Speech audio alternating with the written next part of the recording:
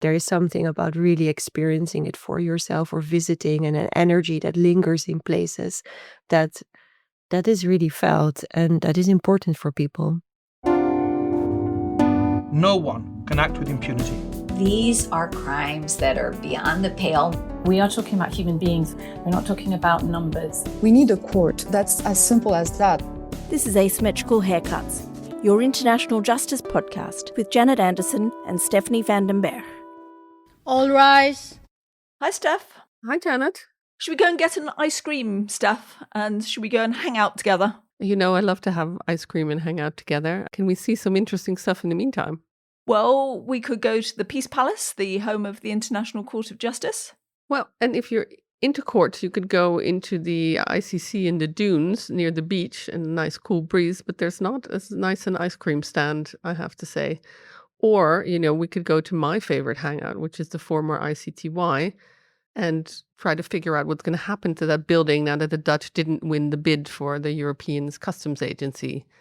And from there, we can look at Eurojust and Europol and even the Hague Conference on Private Law. What are we doing that we are going to go sightseeing with me? Well, I think you've guessed it since you've enumerated so many interesting sites. We are, in fact, legal sightseeing. At least that's what I think that legal sightseeing is, having an ice cream and then hanging out together with some nice people. Where legal stuff is happening has happened, but what do I know? So to tell us more and explain what it's really all about, we have Sofia Stolk. Hi, Sofia. Hi. Sofia is assistant professor in international law at VU in Amsterdam, and she is an associate fellow at the Asser Institute. And with Sofia here is Renske Vos, and she is assistant professor in international law at the VU in Amsterdam. Hi, Renske. Hi there, nice to meet you. So you guys have made a career out of hanging out and eating ice cream where famous cases have been heard? Basically, yes. That is a great scam. It is. And indeed, the ice cream in front of the Peace Palace is where it all started for us. I was going to say, because there's not a lot of like food options, chill options at other courts that famously. No, the ICC does have a cafeteria. If you go inside, you can join, and there is actually also ice cream in the cafeteria. So next time you're there. I've never tried the ice cream in the cafeteria at the ICC. I'm always there jonesing for coffee, probably. Come on, Steph, let's get off the food. What actually is legal sightseeing? Sofia, maybe you can, tell us. I got this quote from your website about it: spectacular yet mundane practice. Yeah, I mean, mundane, I agree. Spectacular, depends on the courts. What is it? Thank you. Yeah, legal sightseeing. So we have been thinking about what is it exactly, and it's a lot of things. So it's definitely what you just mentioned. So watching courts, eating ice cream, checking out the spaces. But we see it broader as the encounter between international law and the public. So all the instances where international law meets the people in different ways. So it's courts, but also a stroopwafel tin, so a cookie jar with the Peace Palace on it. It's a peace run. It's objects. It's a towel with the EULEX logo. It's a lot of things where we see mundane things, but also spectacularizing international law for the public. They've changed. I think the ICJ has recently really upped their gift store game, and there's like scarves with motifs of the Japanese paintings and stuff. They really, for legal geeks like us, that's the place to go gift shopping if you want. But we wanted to know, is there really a difference between the professional and the public in how these spaces interact? I think part of the fun with legal sightseeing is that also, as someone with a professional interest in international law, legal sightseeing does bring out again that kind of wayfaring tourist attitude to this site or to this subject that we think we know well. And that has been a very nice way of refamiliarizing or renewing that interest that we have in international law, precisely because we are not maybe that different from other tourists visiting the sites. I spoke recently with a colleague, and she specializes in environmental law and climate change justice. And we together watched the ICJ advisory opinion decision, which was live broadcasted on his large screen outside of the Peace Palace. And we were there, and there were many people watching, including many activists, many young people, maybe students and us. And she said, yeah, as an international lawyer, I did hear very clearly also the gaps and omissions in the advisory opinion, whereas around us, the activists were more hearing confirmation and celebrating. And so she said, yeah, I did experience it differently, but at the same time, we were all there together, genuinely interested in what was happening. But do you find that people kind of get an interest? What I noticed for us in our podcast was that particularly around Israel-Palestine, which really engaged a lot of people, we kind of doubled our numbers of downloads every month because people were so engaged with, will international law essentially solve this in some form? But then we've seen that decline gradually because people do get more kind of depressed by the slowness, by the mundanity of it, by the language, that it can be quite sort of distancing, the language of what's going on there. How do you find that the public engages? Yeah, I think what is interesting for legal sightseeing to observe nowadays is that where we see colleagues really talking about the death of international law and really having this apocalyptic idea about law, you see that the public actually moves into the other direction. So there's really some sort of renewed hope and faith in international law. People want to know that you have experienced that, but also people who don't really know still engage and are present. At the same time, I think there are different ways of legal sightseeing. We've also encountered people who are at the Peace Palace and think that it's the Royal Palace or that it's a Disney castle, and people come in with different expectations and they go away with different things. So that's also for us part of our interest, that people engage with international law without maybe knowing it, but in doing so they also have a role in shaping what international law is and how it is legitimized. And I think that for us also this space of ambiguity where we don't know, is this law? How is it law? How do people come in? How do people get out? That's the tension where we're looking for. And do you guys also do research on what the public thinks of when they visit these things? And what do kind of quote unquote regular people, and I mean like not the law nerds like me, get out of it? I'm thinking of, I went to visit the UN headquarters when I was like 19. And I think I bought a copy, they have these tiny little copies of the UN Charter. So I got that one, and I found it recently when I was cleaning up stuff and thought, why did 19-year-old me want to have this UN Charter? Because I wasn't doing anything that would really put me on this path. But I thought, oh, I guess I was interested in this in some way enough to buy this and keep it. And then I started doing all this international law stuff, and the UN Charter gets mentioned all the time. So that's back on my bookshelf. But what do kind of people get out of this? We haven't done like large scale interviews, but we have done interviews at, for example, the Peace Palace grounds. Also, colleagues of ours have helped us with that, and it's so eclectic. So it's people complaining about the ice cream, that there's no vanilla ice cream, to people who come especially from India to see the ICJ and to really touch it. A lot of people complaining that you cannot get inside because, of course, you can only do the audio tour.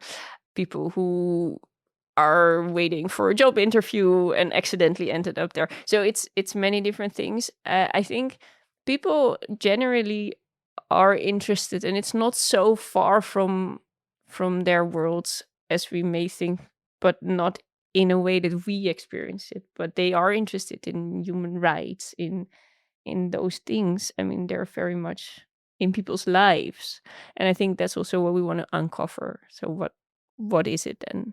When I have a lot of people from the former Balkans visit me, and they always want to see the Yeah. prison because they like to see, and I've Yeah. noticed this There we also go. with people now from the Philippines, they want to see where, quote unquote, the bad guy is locked up, and they're not so interested in the court, but much more in the prison. Does visiting the prison also fit your definition of legal sightseeing, Renske? I would definitely. Well, we anyway have a very broad definition of legal sightseeing, but yes, and maybe the prison is just the other side of the coin of the justice system as well. And in some way, yeah, I don't know, is it more spectacular or more mundane? But I think it definitely fits with that interest in justice that people have. And I'm wondering about what you also describe about the ways of doing it. Again, I got this quote, collaging, drawing and photography. This is all very visual sort of recording of things. Here in Vilnius, I went to an exhibition by a friend of mine yesterday. And again, her discussion of the exhibition is about the nature of images and what images tell you about particular situations that she was trying to capture. So I'm wondering if that's part of the depth, is engaging with a community who are thinking about images rather than thinking about international law, and thinking about representation rather than about international law. Is that part of what it's about?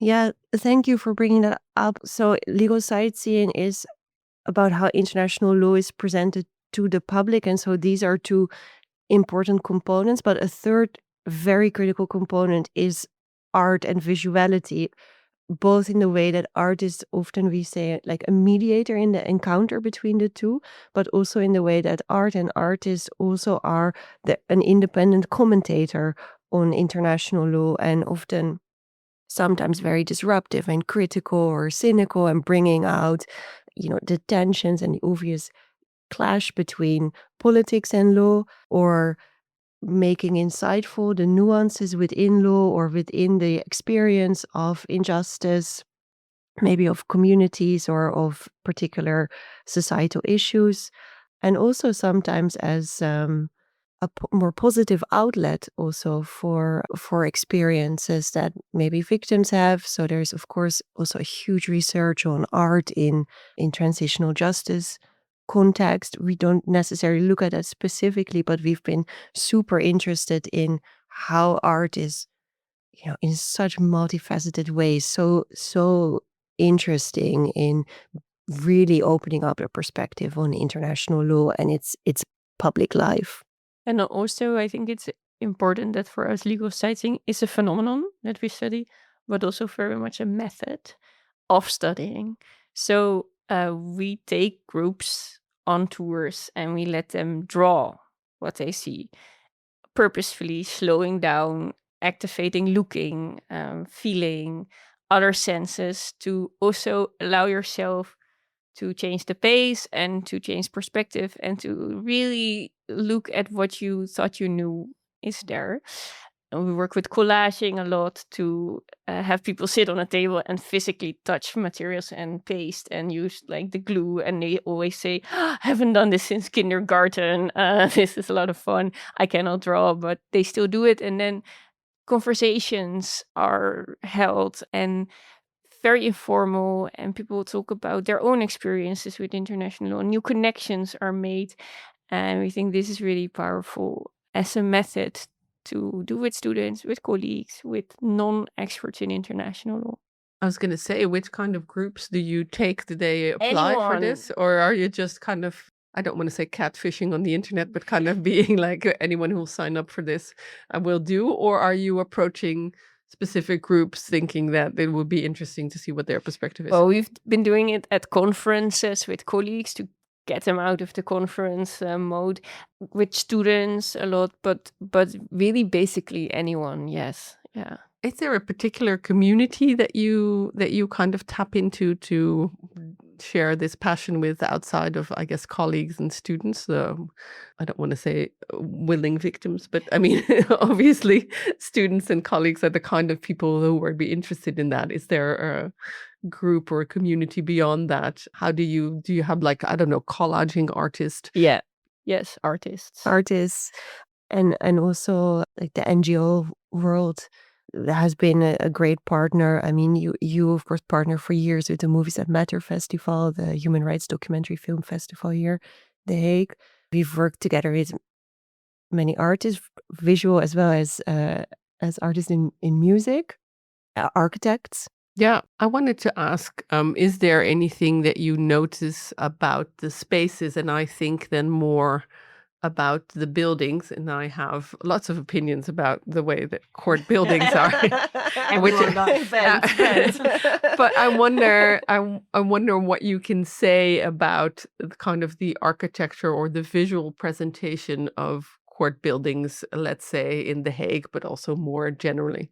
Well, then we have to plug our other book. So we just finalized an edited volume in International Law and Architecture, because there's so much to say and people do have opinions.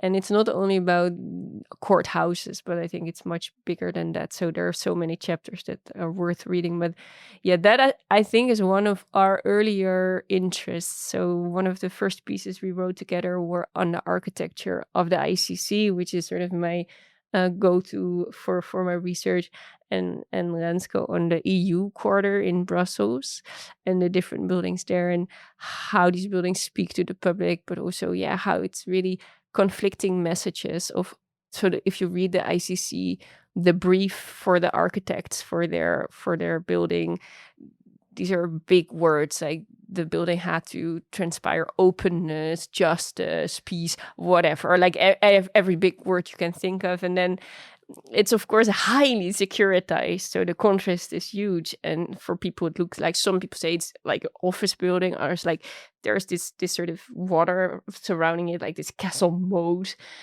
We had an artist, very nice young artist, who graduated from the Royal Academy last year, and she made this photo series of the ICC.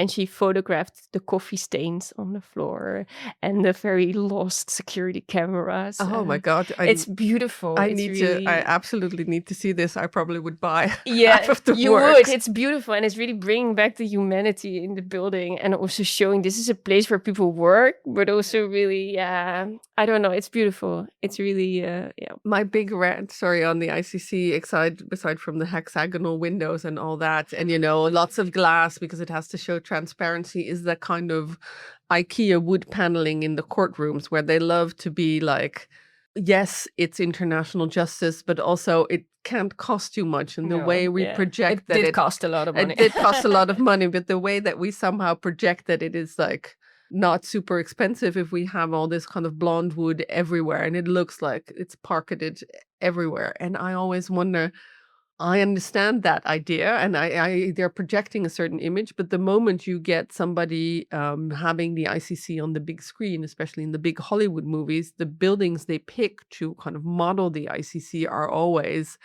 much more like the Peace Palace than the kind of glass and transparent behemoth that the ICC is. And I wonder what that says about what you make these court buildings for. Are they made for the politicians who has to decide what to pay for them, or are they made for the public who like to watch these grandiose court buildings?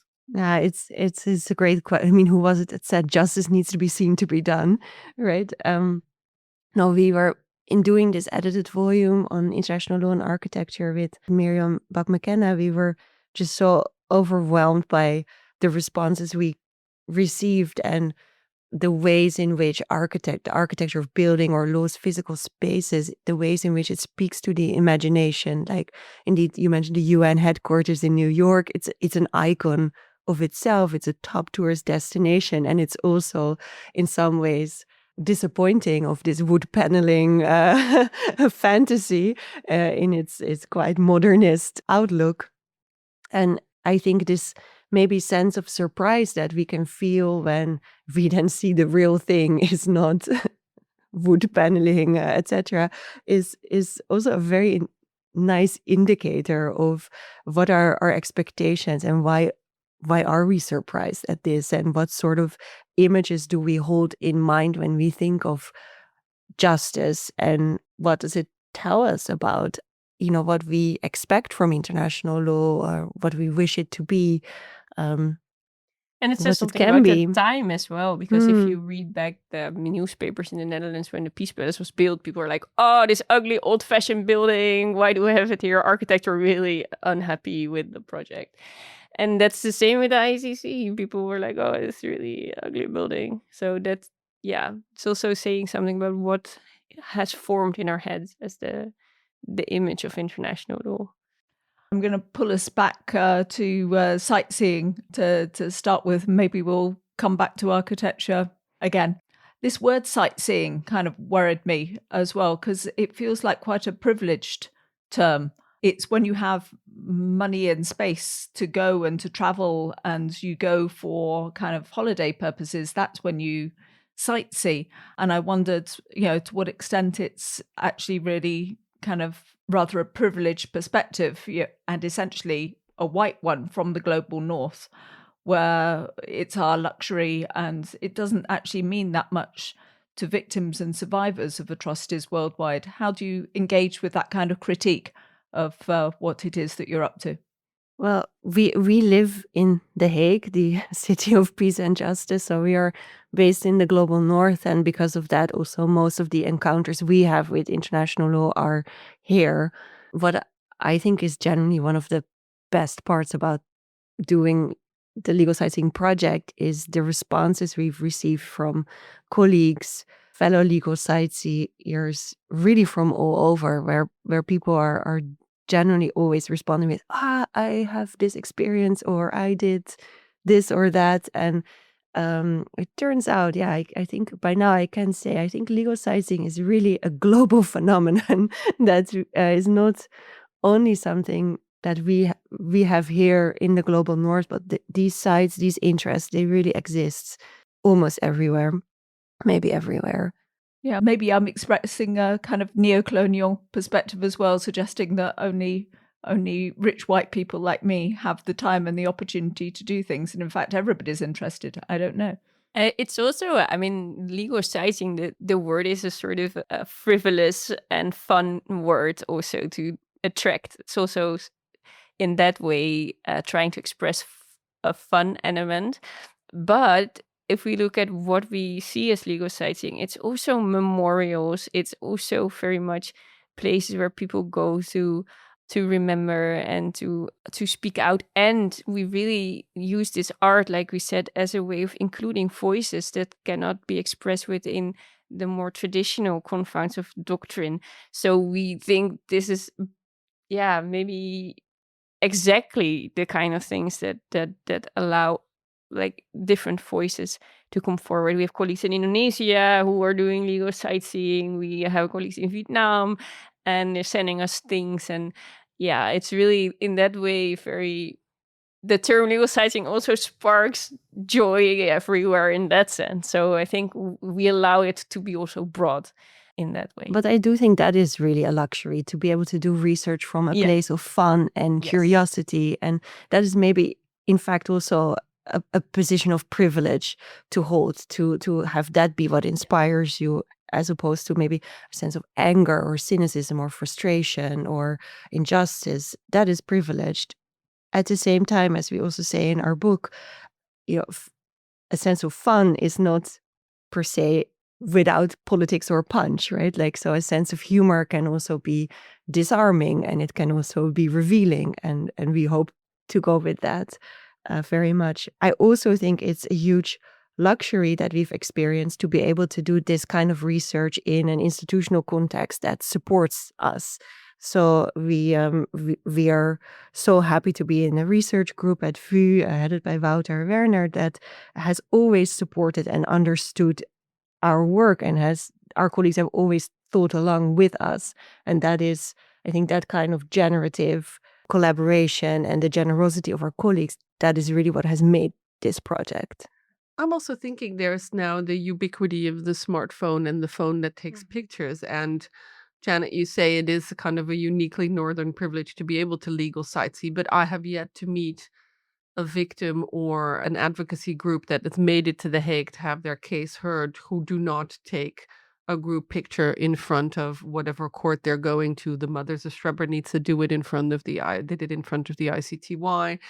the Lebanese victims did it in front of that horrible, weird office building in Leidschendam, where it is this is a place, it's an occasion to memorialize for people. And if they have, some buildings are nicer than others, but now if I cycle past the ICJ, even on a calm day, there is people taking pictures of themselves. It's also because it's a pretty building, but everybody who kind of makes it to The Hague as somebody who was victimized by a war tends to also gravitate towards these institutions and take pictures of being there. I can't speak for, the ICC keeps their victims very locked up. You don't get to interact with them. But I also run into a lot of people who are not going into the ICC to visit the visitor center or whatever, but they take pictures of the sign outside that says ICC. Yeah, and I think it's also, of course, very dangerous to reduce victims to their victimhood and that they don't have fun anymore. That would be really ridiculous. But also the ICC and our outreach project, we have photos of football matches organized by the ICC with people in shirts ICC. And so this is for us also part of the legal sightseeing deal, right? It's not only visiting I the would building. buy the hell out of an ICC football shirt. They need to have a shop at the ICC. And now I want the ICC football shirt. We go into in our book about like this idea of being there, where it happens, where it has happened, and that there is some energy going out of this experience, or there is some pull for people to want to visit that place and to be there, and that is a feeling that cannot easily be replaced also by maybe visiting online or participating online, even though there is a huge deal of online virtual participation, or even checking out, of course, buildings on Google Street View. But yeah, there is something about really experiencing it for yourself or visiting, and an energy that lingers in places that is really felt, and that is important for people. I'm one of those people who studied history and likes to and went to Rome on a school trip and was really excited to touch the part of the stones that the people have. The touching is a thing. Yeah. I too have touched a variety of stones in a variety of places, and yes, I too get my photo taken outside the most important spots, and I too visit old prisons, so I count myself as part of your community. I just wanted to put the questions just to make sure that we understand what we're talking about. I wanted just to wrap up by asking whether there's something that we haven't managed to ask you about this that you wanted to have a chance to say. I think that for us, in bringing out the legal sightseeing book and celebrating this anniversary, what really stood out for us was how it was also a celebration of friendship with each other and with our colleagues everywhere around the world, and that we came to realize how important this also is to academic research and to international law, maybe, and that it's maybe, I guess you recognize it, how friendships really also are such an important part of what we do. So maybe that's something to end with. Renske, is there anything that you want to say? You can't really go different direction now and be like, for me, the friendship is really not that important. A very substantive point here. Oh, yeah, maybe I should have done that. Sorry. Well, there are such nice words to close on, so I hesitate to add. But I think if there was one thing, we've spoken now about, what does the public get out of legal sightseeing? But I think there's also a question of what does international law learn from the public?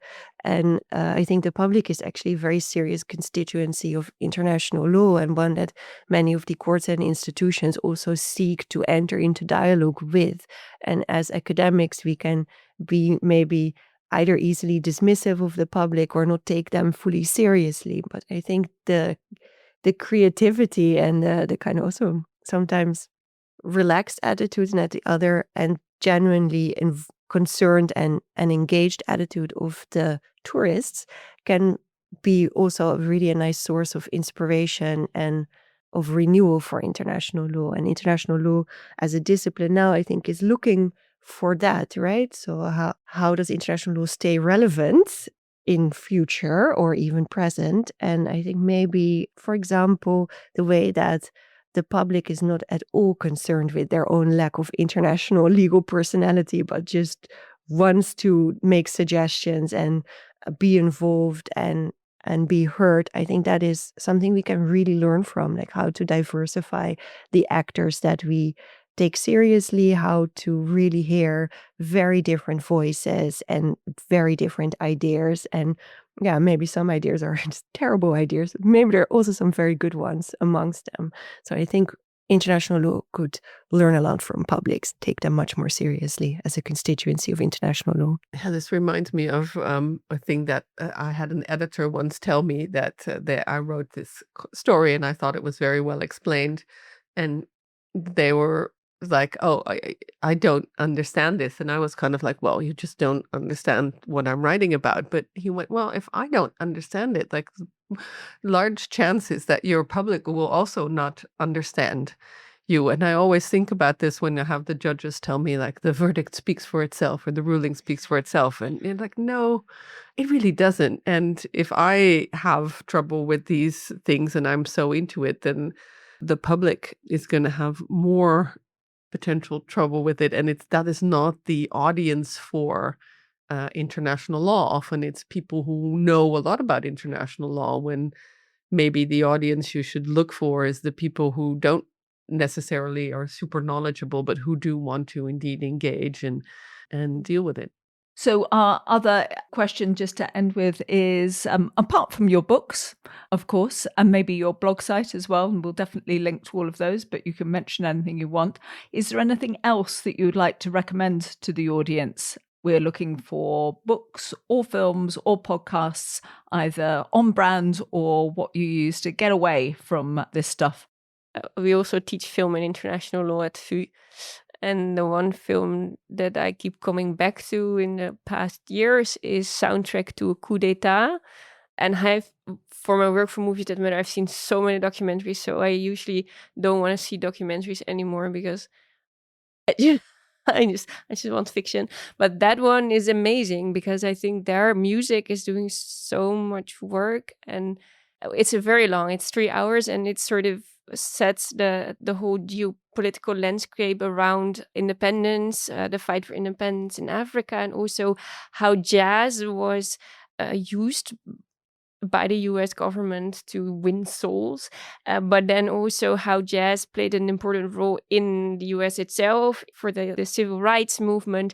And it's so well edited, and it's completely based on historical archival materials, and it's filled with music, and you just feel the political power of the music and of editing. And it's a film like no other films I've seen in many, many years. So that's my recommendation. Oh, that's going to go on the list. When you say Soundtrack to a Coup d'etat, I hark back to the 2 years that I spent in Dakar doing West Africa. There were lots of coups because it had Guinea-Bissau, Mali, I don't remember. But what always happened is that at some point, like the general news would get yanked, and they would play either like folk music or kind of marching music. And then at some point, these soldiers would come on and say, we took over, and we are establishing a government of national calm or whatever. But there would always be some kind of national music that was put on to kind of calm the nerves before the soldiers would walk out with usually some elaborate flower pieces on a table in front of them and declare that they're going to restore order in the country. But jazz sounds a lot better. Wow. I was just thinking I hope it's still on, but we recently visited an exhibition in Rotterdam by Anat Singh, the author of the academic bestseller, The Mushroom at the End of the World. And she made an incredible exhibition about fungi networks in various ways. And it was just so beautifully artistically done, and also as in of itself, but also as a way of how to translate, your academic research into a art exhibition. I think that is so innovative and so important, and something, I wish more people would do so well. So if it's still on, I highly recommend visiting this exhibition. Oh, that sounds wonderful. I'm very into fungi networks since I listened to a Radio Lab episode about the Wood Wide Web. And yeah. in the Netherlands, we have some amazing researchers who do this research into the fungi network, including the sister-in-law of my boss at Reuters, Toby Kirsch, who is like one of the world-leading people who investigates this. So this is an amazing thing, but it's also amazing if you manage to translate this thing that you research into indeed art or a general public in that way. So thank you for that recommendation. I'm going to look out for that. Yeah, I've looked both of them up and I've put the links in the script, and the exhibition is still on until sometime in August. So thank you so much to both of you for schlepping into Humanity Hub to have a chat to us there. It's really, really nice when we get to see people in person. Of course, I'm still online at the moment, but soon I will be in person back in the Netherlands, and it's just makes such a difference. I can hear you guys at the other end of the Zoom laughing away, and I'm over here. But okay, it sounds great. So thank you so much for wrapping up our July for us before we take a break in August. Wow, yeah. Thank you for having and us. enjoy summer. You know what to do now, huh? You go sightseeing. Exactly. Well, I was always thinking if everything goes wrong, I will start like a tea shop in Ireland. And now I'm thinking like we need an ice cream van at the ICC, but then I would still only be doing ICC. So probably it's not good for my mental health. So maybe Ice cream is good for your mental it's health. back to the tea shop in Ireland, I think. All right. Thank you so much. Thanks. And bye-bye. Just to say that if you are enjoying this podcast and you'd like to give us a bit of extra support, you can head over to our Support Us page where you can give us a tip, or you can follow us on Patreon and you can download our newsletter. And we really appreciate everybody who gives us a bit of extra support there.